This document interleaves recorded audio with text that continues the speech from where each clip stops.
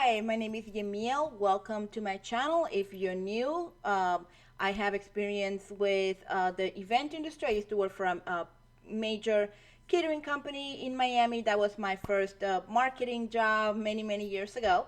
And I have since helped other companies to improve their revenue, book more events, and get their business to the next level.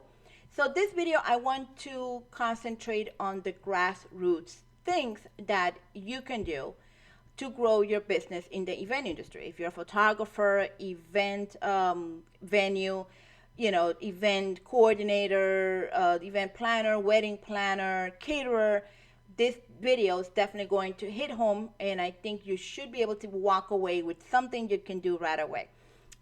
So the first advice, the first point that I want to make, it's the importance of building relationships with the local chamber of commerce. And I'm not talking about the big ones from the city. I'm talking about the little ones, the ones that are usually, like citywide or countywide. For example, in Miami, they had the Greater Miami Chamber of Commerce, which was thousands of members.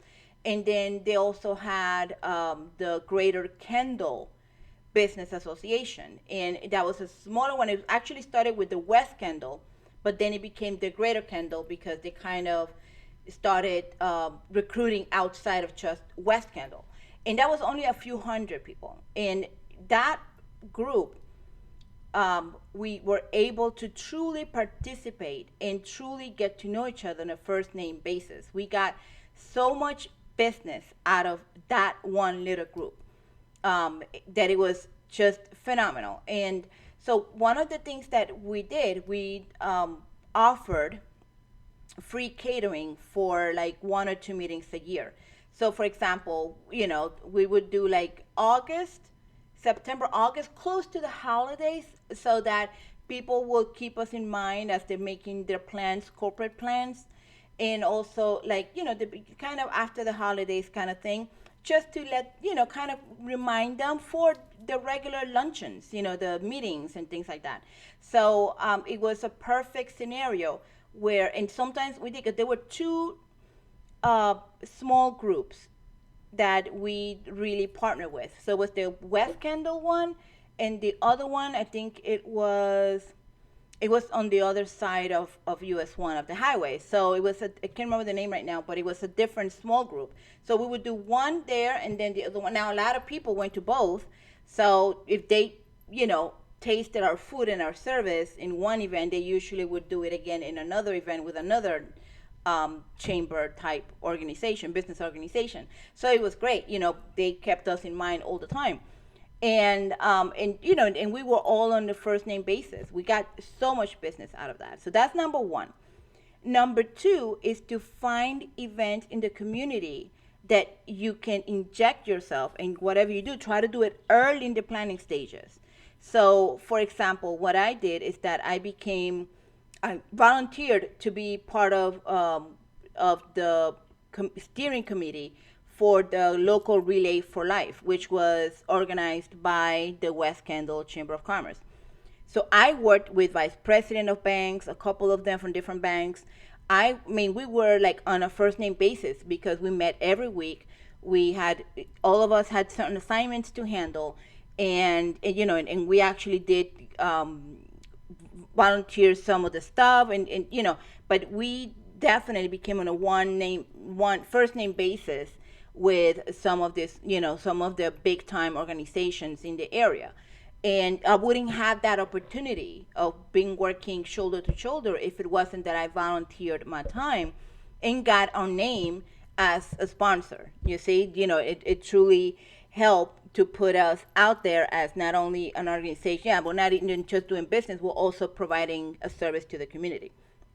So those are things that you definitely want to look for, opportunities like that. Now, being in the beginning of it, when they're organizing the group, is great because that's easy to interject yourself into the leadership and be versus being, like an afterthought. Oh yeah, you should do that. No, I was in all the meetings. I was part of it. I helped to organized the whole event and also provided some guidance with it because obviously we did events, so we knew where to get the rentals and a lot of stuff, and try to negotiate a discount and all those things. But definitely try to get in the events as early as possible so you can be part of the leadership. And just really be on a first name basis with the ones organizing everything. So that's number two. Number three is try to organize your local, if whatever industry you're in. This video is particularly for the event industry, but I'm sure if you're in another industry, you can think of ways. So one thing that I did is that we rented a meeting room in a hotel that allowed outside catering. We brought the food, we rented the place. Then we connected with different photographers in the area, event owners, event planners, wedding planners, corporate planners, just anybody that would be connected to us, even rental people. And we invited them for a networking event that we hosted. So guys, I'm sorry. The dogs got excited. We connected everybody, and then we selected like maybe one photographer that spoke, one event venue that spoke, and one of each industry, and then we made sure there was a little mixture of everybody on the tables. We had a little networking game in the beginning, breaking the ice type of deal, and and that sort of thing. So a lot of people didn't actually know each other, like not, in that, and everybody kind of got to get together. We had so it was like a workshop, like a working luncheon workshop. Everybody got to taste our food. We hosted it, so obviously, and that always helps to, when you network with other people in your industry. It just, number one, it puts you as a leader, for your industry, and number two, it helped the industry grow, as because we were able to network with each other, refer to business to each other, and whatnot. So those are three things that you can do locally, and harness that energy of working with either other industry, working with the local business community, and also doing, injecting yourself into events, into social events that not only help the community, but it also helps you be on a first name basis with some, movers and shakers from your community. So I hope that at least you get to implement one. If you have implemented any of these ideas, please comment down below. If you're planning to, let me know where you're at, and which one you're planning to choose, which one you like the best. Okay, any other ideas, please comment down below and I'll make videos about it. All right, I'll see you in the next video. Bye.